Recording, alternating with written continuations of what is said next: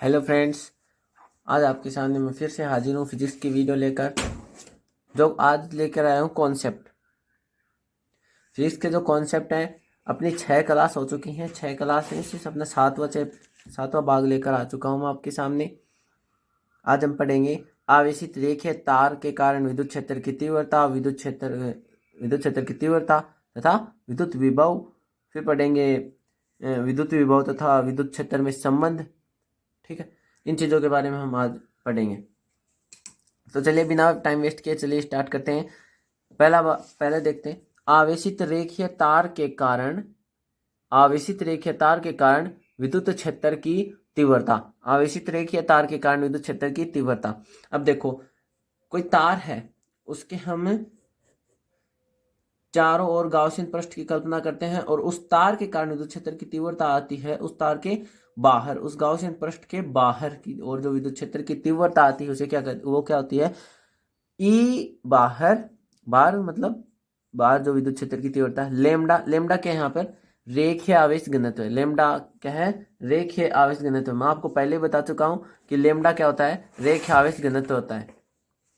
ठीक है, अगर आपने पहले की वीडियो नहीं देखी है तो आप उनको जरूर देखिएगा। जब तक आप वो नहीं देखेंगे तब तक आपको अगली वीडियो समझ में नहीं आने वाली। तो आप पीछे जो 6 वीडियो मैं करा चुका हूं, अगर आप इस चैनल पे नए आए हैं तो पहले आप उन 6 वीडियोज को विजिट कीजिए, फिर आप इस वीडियो पर आइएगा। ठीक है फ्रेंड्स,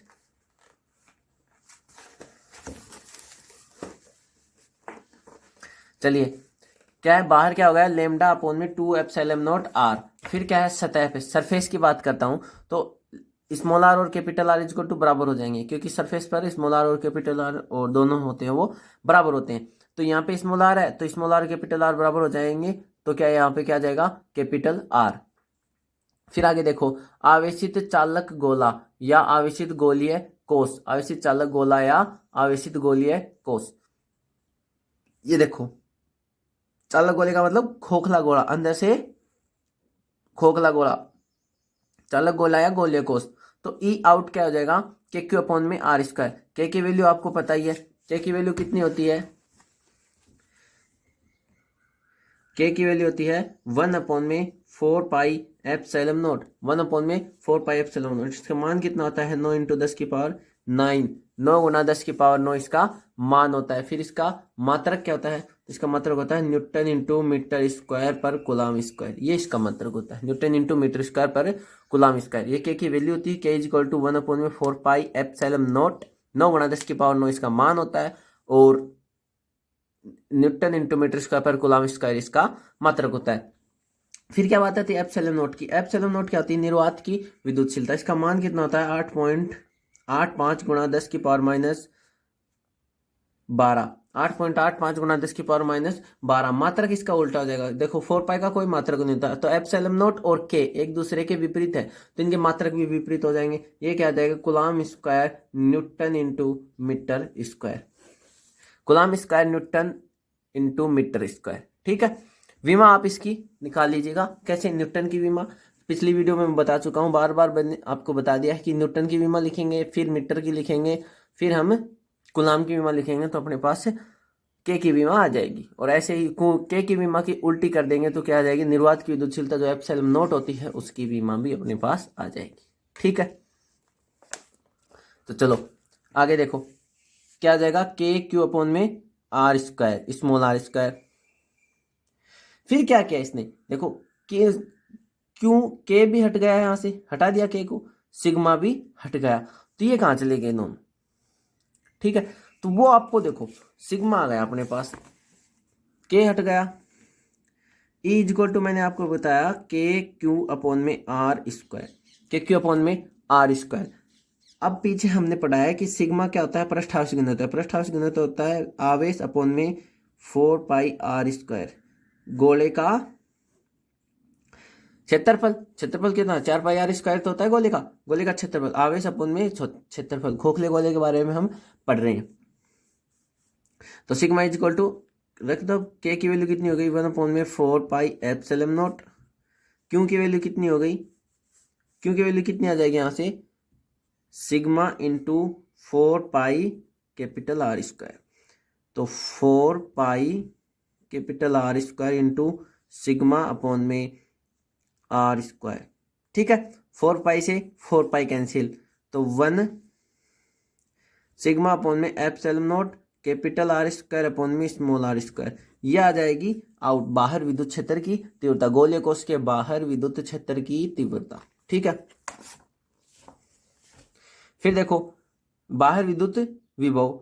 अब मैंने आपको आगे हम पढ़ेंगे, इसी वीडियो में हम पढ़ेंगे कि विद्युत क्षेत्र की तीव्रता ई और विद्युत विभव में संबंध होता है डी अपॉन में डी आर, या E vector E equal to V upon में R, equal to V upon में आर, तो V equal to E into R, तो आर से आर कैंसिल हो जाएगा, के क्यू अपॉन में स्मॉल आर आ जाएगा, फिर यहाँ पे आ जाएगा सिग्मा स्क्वायर अपॉन में एप्सिलॉन नॉट आर। ठीक है, फिर हम बात करेंगे सरफेस की। क्या की बात करेंगे? सरफेस की।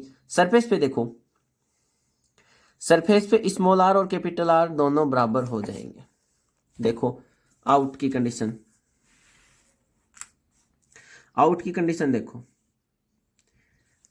क्या जाएगा, के क्यू अपॉन में सरफेस पे आ गया, वो क्या पे आ गया सरफेस, सरफेस पे small r equal to capital R, small r equal to capital R, तो यहाँ पे क्या जाएगा कैपिटल आर स्क्वायर और सिग्मा अपॉन में एप्सिलॉन नॉट, क्योंकि स्मॉल आर से तो कैपिटल आर कैंसिल हो जाएंगे। बात करेंगे हम विभव की, तो विभव आ जाएगा के क्यू अपॉन में कैपिटल आर। ठीक है, तो सिग्मा कैपिटल आर अपॉन में epsilon not, sigma capital R upon में एप्सिलॉन नॉट। ठीक है, यह आ जाएगा सरफेस पे विद्युत विभव। ठीक है,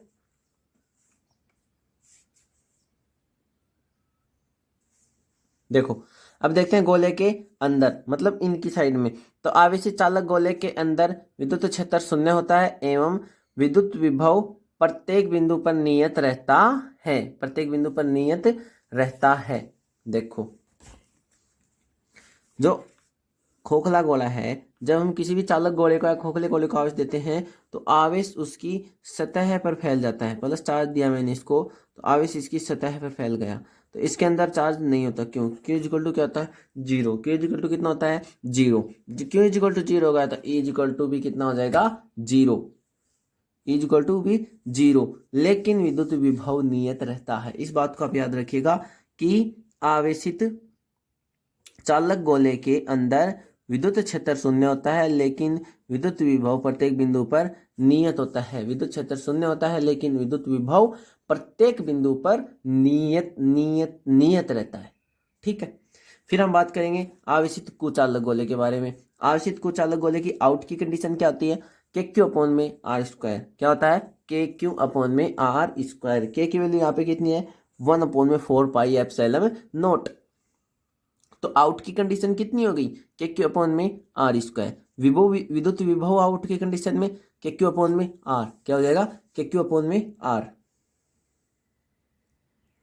अब हम बात करेंगे आवेशित कुचालक गोले के, है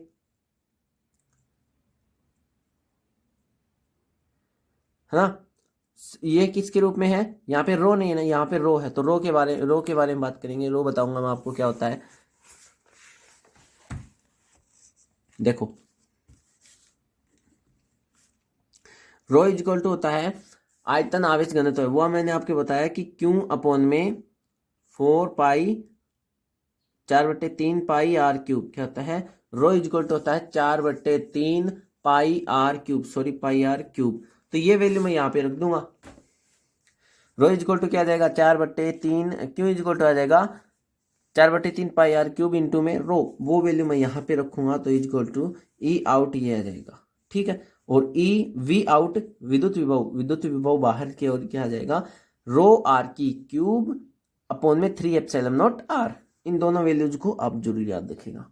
ये छोटे छोटे न्यूमेरिकल बन जाते हैं, और आपके एग्जाम में याद रखना कि कोई भी बड़ा न्यूमेरिकल नहीं आता है, आपको फॉर्मूला रखना याद होना चाहिए। फॉर्मूले में वैल्यू पुट करनी है और आंसर आपके पास, फॉर्मूले में वैल्यू पुट करो और आंसर आपके पास आ जाएगा। ठीक है,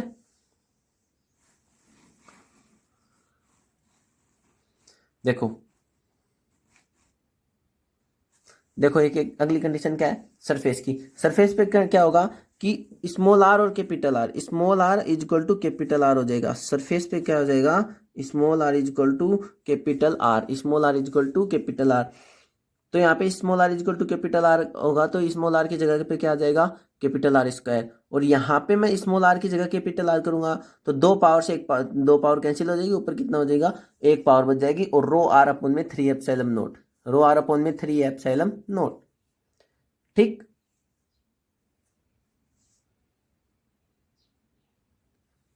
देखो फिर क्या आता है कि वी सरफेस पे भी वही बात है, नीचे एक पावर आर की तो ऊपर दो बच जाएंगे यहाँ पे।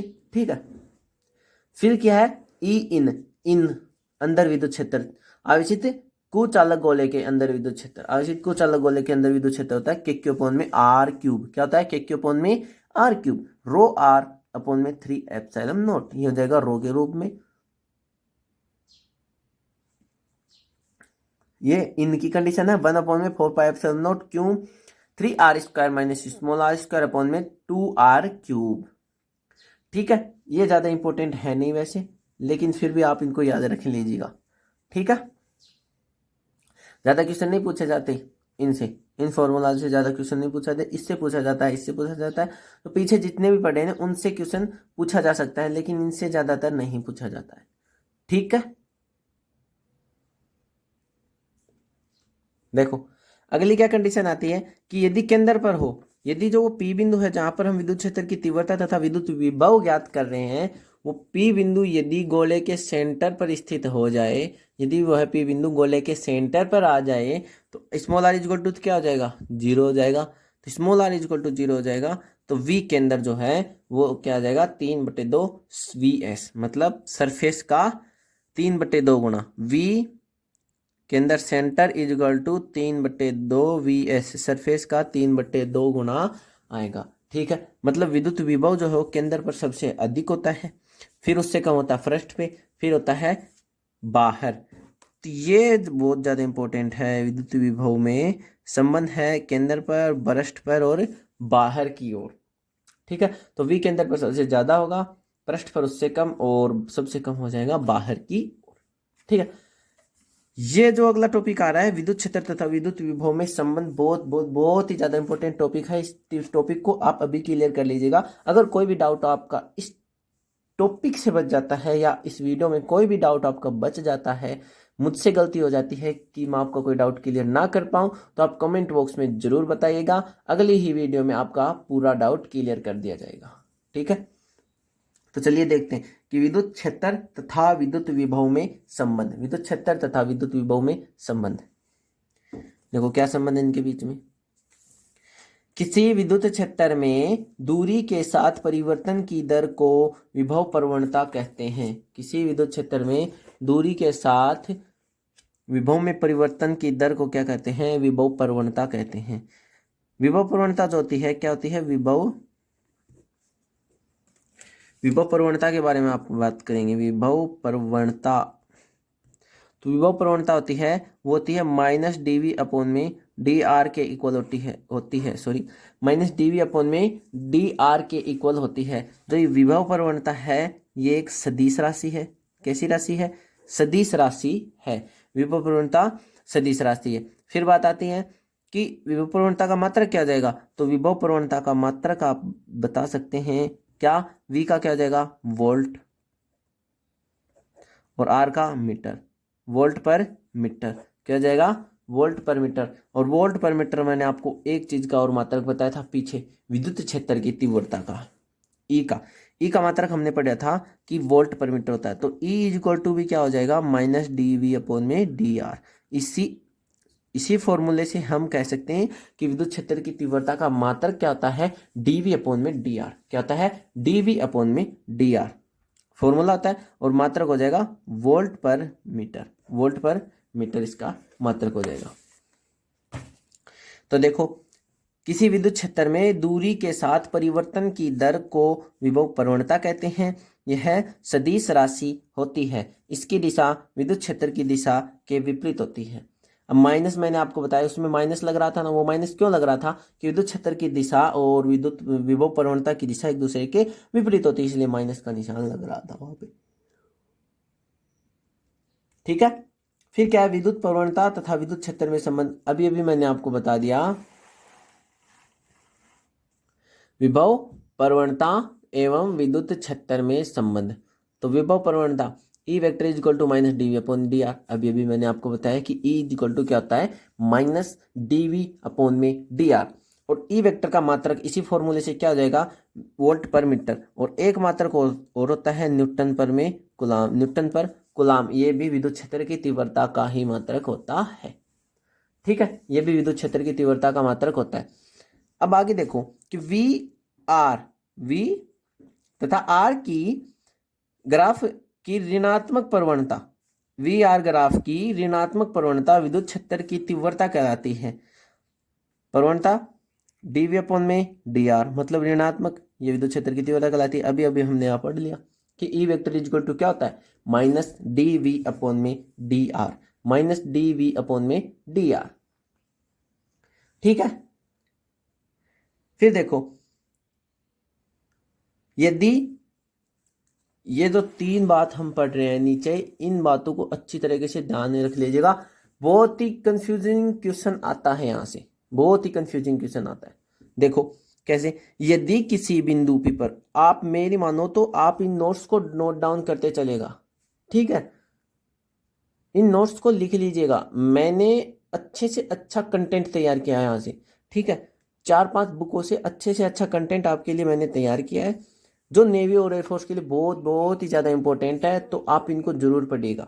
देखो, यदि किसी बिंदु P पर E इज इक्वल टू 0 है, मतलब यदि किसी बिंदु पर विद्युत क्षेत्र की तीव्रता है वो 0 है, तब उस बिंदु पर विद्युत विभव शून्य होगा। शून्य होगा क्या?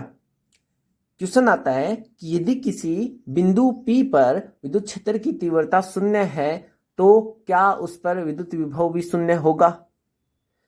ऑप्शन आएंगे, होगा, नहीं होगा, हो भी सकता है, नहीं भी हो सकता, और नन ऑफ दीज। तो क्वेश्चन क्या आएगा कि विद्युत विभव शून्य हो भी सकता है और नहीं भी हो सकता। यदि किसी बिंदु P पर विद्युत क्षेत्र की तीव्रता शून्य है तो उस बिंदु पर विद्युत विभव शून्य हो भी सकता है और नहीं भी हो सकता। इस बात को जरूर याद रखिएगा। एग्जाम्पल क्या है कि आवेशित चालक के अंदर, आवेशित चालक के अंदर E शून्य होता है, विद्युत क्षेत्र की तीव्रता जो होती है वो शून्य होती है, लेकिन विद्युत विभव शून्य नहीं होता। विद्युत क्षेत्र की तीव्रता जो है वो शून्य होती है, लेकिन विद्युत विभव शून्य नहीं होता। जस्ट मैंने अभी अभी आपको पीछे बताया कि ई वेक्टर आवेशित जो खोखला गोला है, चालक गोला है, उसके अंदर विद्युत क्षेत्र की तीव्रता कितनी हो गई, शून्य। लेकिन V जो है वो क्या है, नियत है। V जो है वो नियत है। ठीक है, क्योंकि देखो हमने पढ़ा था कि ई वेक्टर, हमने पढ़ा कि E vector is equal to क्या होता है, माइनस डी वी अपॉन में D R, sorry D R. तो वी को मैं कांस्टेंट कर दूं, नियत कर दूं, वी को मैंने नियत कर दिया तो ई ऑटोमेटिकली 0 हो जाएगा, क्योंकि कोई भी कांस्टेंट वैल्यू का अवकलन डिफरेंशिएशन 0 होता है। तो E vector is equal to क्या आ जाएगा, 0। तो वी नियत रहता है तो ई 0 हो सकता है, और वी 0 है तो भी ई 0 है। मतलब क्या है कि यदि E vector is equal to 0 है तो वी वेक्टर नियत भी हो सकता है और शून्य भी हो सकता है, शून्य हो भी सकता है और शून्य नहीं भी हो सकता। तो इस बात को जरूर याद रखिएगा। ठीक है, आगे देखो, यदि किसी बिंदु P पर ई बराबर क्या है, 0, विद्युत क्षेत्र की तीव्रता है जो है वो है शून्य, तब V नियत शून्य या अशून्य होगा। क्योंकि E vector is equal to 0 है तो विद्युत विभव शून्य भी हो सकता है, नियत भी हो सकता है, और अशून्य नियत तो बराबर बात हो गई। तो शून्य भी हो सकता है और नियत भी हो सकता है। तो नियत होगा तब भी ई बराबर 0 होगा, और शून्य होगा तब भी ई बराबर क्या होगा, 0 होगा। अगली बात है, यदि किसी बिंदु P पर V बराबर 0 है तब E बराबर 0 हो भी सकता है और नहीं भी हो सकता। एग्जाम्पल है, विद्युत द्विध्रुव की निरक्षीय रेखा पर V बराबर 0 होता है लेकिन E बराबर 0 नहीं होता है, E बराबर 0 नहीं होता है। यदि किसी द्विध्रुव की निरक्षीय रेखा पर हम विद्युत विभव का मान देखते हैं तो क्या होता है, 0, और अक्ष रेखा पर विद्युत विभव का मान 0 नहीं होता। लेकिन विद्युत द्विध्रुव की निरक्ष रेखा पर विद्युत क्षेत्र की तीव्रता का मान 0 नहीं होता, लेकिन विद्युत विभव का मान शून्य होता है। ठीक है, तो देखो मैं आपको थोड़ा एक्सप्लेन कर देता हूँ ये कि विद्युत द्विध्रुव की निरक्ष पर, विद्युत द्विध्रुव की अक्ष पर विद्युत क्षेत्र की तीव्रता और विद्युत विभव। तो ई अक्ष के बारे में क्या होता है कि 2 kp/r³, 2 kp/r³। पी यहाँ पे क्या है, द्विध्रुव आघूर्ण। क्या है, द्विध्रुव आघूर्ण। फिर ई निरक्ष की बात करूं मैं, ई निरक्ष ये होता है kp/r³, kp/r³। अब इनके बारे में अब संबंध देखूं तो ई अक्ष इज इक्वल टू होता है 2e निरक्ष, ई अक्ष इज इक्वल टू 2e निरक्ष। ठीक है, होता है नहीं होता, ई अक्ष इज इक्वल टू 2e निरक्ष। ठीक, फिर बात करेंगे हम विद्युत विभव की। अक्ष पर विद्युत क्षेत्र की तीव्रता हो गई, निरक्ष पर विद्युत क्षेत्र की तीव्रता हो गई। अब बात करेंगे अक्ष की। तो v अक्ष क्या होता है, पहले तो v का फॉर्मूला देखो। v का फॉर्मूला क्या होता है, kp cos थीटा अपॉन में r² है। kp cos थीटा अपॉन में r², kp cos theta upon में r²। तो v अक्ष की बात करूं तो अक्ष पर थीटा इज इक्वल टू कितना हो जाएगा, अक्ष पर थीटा इज इक्वल टू हो जाएगा 0 degree, theta is equal to 0 degree हो जाएगा अक्ष पर। तो kp अपॉन में r², kp अपॉन में r² आ जाएगा, क्योंकि cos 0 डिग्री की वैल्यू कितनी होती है, 1, cos 0 की वैल्यू 1 होती है। तो kp अपॉन में r² आ जाएगा।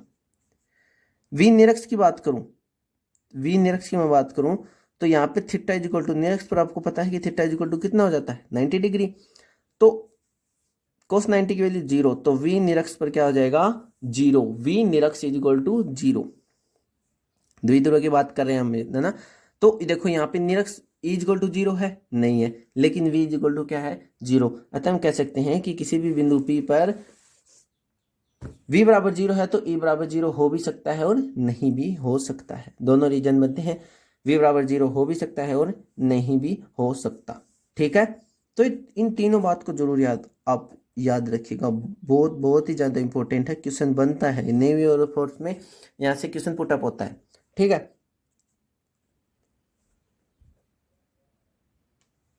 देखो समविभव पृष्ठ क्या होता है। समविभव पृष्ठ वो होता है जिसके पृष्ठ पर प्रत्येक बिंदु पर विभव का मान क्या होता है, समान होता है। वह पृष्ठ जिसके प्रत्येक बिंदु पर विभव का मान समान होता है। अब देखो कि जो ये नाम है, क्या नाम इसका, समविभव पृष्ठ। तो मतलब सम का मतलब समान, विभव का मतलब विभव पृष्ठ। तो ऐसा पृष्ठ जिसके प्रत्येक बिंदु पर विभव का मान क्या होता है, समान होता है, तो वह क्या कहलाता है, समविभव पृष्ठ कहलाता है। समविभव पृष्ठ कहलाता है। तो समविभव पृष्ठ के लिए 3-4 महत्वपूर्ण बातें हैं, वो देखो पहले कि समविभव पृष्ठ के प्रत्येक बिंदु पर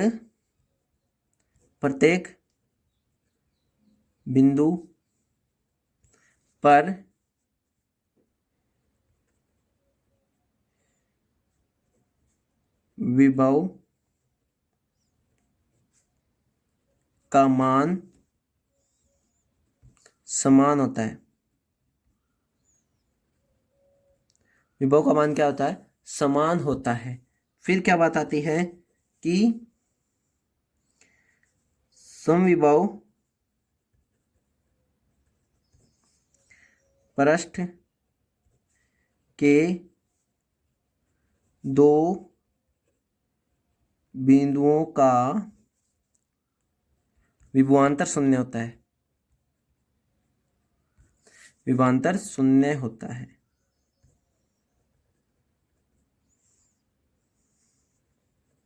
ठीक है, तो विभवांतर क्या होता है, शून्य होता है। मतलब समविभव पृष्ठ पर सीधी सी बात है यार कि प्रत्येक बिंदु पर विभव का मान समान हो जाएगा। तो हम विभव का जो अंतर देखेंगे, मतलब वी ए पॉइंट है कोई, ये बी बी पॉइंट है, समविभव पृष्ठ के अंदर है, मतलब V A is equal to V B है। तो मैं आपसे पूछूं कि V A minus V B मतलब विभवांतर कितना होगा, शून्य होगा, अगर वी ए बराबर क्या है, वी बी है। तीसरी बात है, समविभव पृष्ठ के प्रत्येक बिंदु पर किया गया कार्य W इज इक्वल टू क्या हो जाता है, 0। एक बिंदु से दूसरे बिंदु तक आवेश को ले जाने में कितना क्या करना पड़ेगा समविभव पृष्ठ पर, शून्य, क्योंकि V A is equal sorry V A minus V B equal to क्या होता है, डब्ल्यू अपॉन में क्यू नॉट होता है, नहीं होता।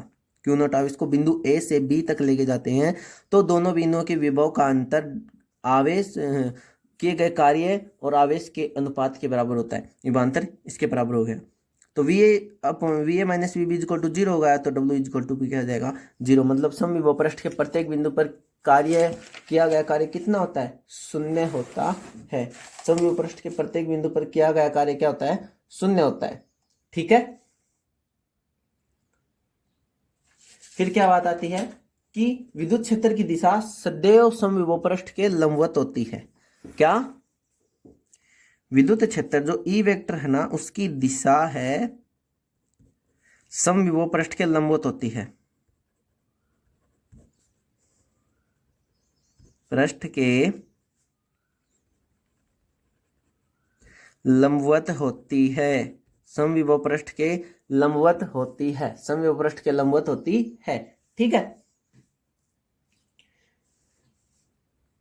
फिर क्या बात आती है कि बिंदु आवेश या गोलीय आवेश वितरण के कारण प्राप्त समविभव पृष्ठ क्या होते हैं, गोलीय होते हैं।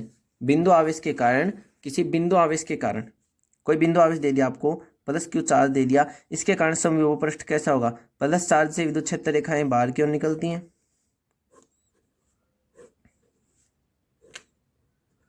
ठीक है, तो इसके कारण समविभव पृष्ठ कैसा होगा, गोलीय होगा। समविभव पृष्ठ कैसे हो जाएंगे, गोलीय। ठीक है, समविभव पृष्ठ कैसे हो जाएंगे, गोलीय। बिंदु आवेश के कारण समविभव पृष्ठ गोलीय होते हैं। फिर क्या बात आती है कि एक समान विद्युत क्षेत्र के लिए समविभव पृष्ठ विद्युत बल रेखाओं के लंबवत खींचे गए समतल होते हैं। एक समान विद्युत क्षेत्र में मैंने ये कोई एक समान विद्युत क्षेत्र है ई वेक्टर, ठीक है, ई वेक्टर कोई विद्युत क्षेत्र है, इसमें मैंने 3 समतल प्लेट रख दी। ठीक है, इसमें कोई मैंने 3 समतल प्लेट रख दी जिनका विभव क्या है, अलग अलग है। ठीक है, 3 प्लेट मैंने रख दी, इसका विभव क्या है V1, इसका क्या है V2, इसका क्या है V3। इस पॉइंट से विद्युत क्षेत्र रेखाएं जा रही हैं, यहाँ पे क्या है P पॉइंट। ठीक है, तो विभव का मान V1, V2 और V3 में क्या संबंध होगा, तो V1 सबसे ज्यादा होगा, V1 V2 उससे कम, V3 सबसे कम। मतलब जैसे जैसे दूरी बढ़ती जाएगी ना इस P बिंदु से, जैसे जैसे इन प्लेटों की दूरी बढ़ती जाएगी, फिर चौथी प्लेट आ जाएगी, उसका V3 से भी कम हो जाएगा। तो जैसे जैसे दूरी बढ़ती जा रही है वैसे वैसे विद्युत विभव का मान कम होता जा रहा है। और हमने पढ़ा है कि के क्यू अपॉन में क्या होता है, आर होता है। विद्युत विभव जो है वो दूरी के व्युत्क्रमानुपाती होता है। तो दूरी बढ़ेगी तो श्योर सी बात है कि विद्युत विभव क्या हो जाएगा, घट जाएगा, विद्युत विभव घट जाएगा। फिर क्या बात है कि समविभव पृष्ठ कभी भी एक दूसरे को नहीं काटते। क्या है, समविभव पृष्ठ, समविभव पृष्ठ कभी भी प्रतिच्छेद नहीं करते। समविभव पृष्ठ कभी भी प्रतिच्छेद नहीं करते हैं। ठीक है, तो ये बातें थी समविभव पृष्ठ के बारे में। अगर आपको वीडियो अच्छी लगे और आपको कुछ ऐसा लगे कि हाँ ये चैनल अपने लिए क्या है, बेनिफिशियल है, नेवी और एयरफोर्स के फिजिक्स और मैथ के लिए अच्छे से अच्छा कंटेंट आपको यहाँ पे मिलेगा, अच्छे अच्छे क्वेश्चन मिलेंगे। ठीक है, तो अगर आपको ये लगे कि ये चैनल अपने लिए बेनिफिशियल है, ये जो हम वीडियो देखने में अपना टाइम बिता रहे हैं ये क्या है, बेनिफिट देगा अपने को, तो आप वीडियो को जरूर लाइक करिएगा और चैनल को सब्सक्राइब और वीडियो को अपने फ्रेंड्स को जितना हो सके उतना शेयर करना, ताकि उनको भी इस चैनल का पता लगे कि ऐसा कोई चैनल है जिसपे फिजिक्स का अच्छे से अच्छा कंटेंट प्रोवाइड करवाया जाता है, तो वो भी इस वीडियो को देखकर अपना फ्यूचर सिक्योर कर सके। ठीक है, और विश्वास कीजिएगा कि जो भी यहाँ पे आपको पढ़ाया जा रहा है इससे बाहर कुछ भी नहीं आने वाला, इससे बाहर कुछ भी नहीं आने वाला। लेकिन जो पढ़ा रहा हूं वो आपको अच्छे से तैयार करना है। कोई भी डाउट रह जाता है तो कमेंट बॉक्स में कमेंट करो और अगली ही वीडियो में मैं उसका डाउट क्लियर कर दूंगा, या फिर डाउट की एक अलग से वीडियो बना दूंगा, सभी के डाउट इकट्ठे करके एक अलग से वीडियो डाउट की आपको प्रोवाइड करवा दी जाएगी। लेकिन आप जो पढ़ा रहा हूं उसको तैयार करते चलो, मेरे साथ साथ चलो। ठीक है, धन्यवाद, थैंक यू।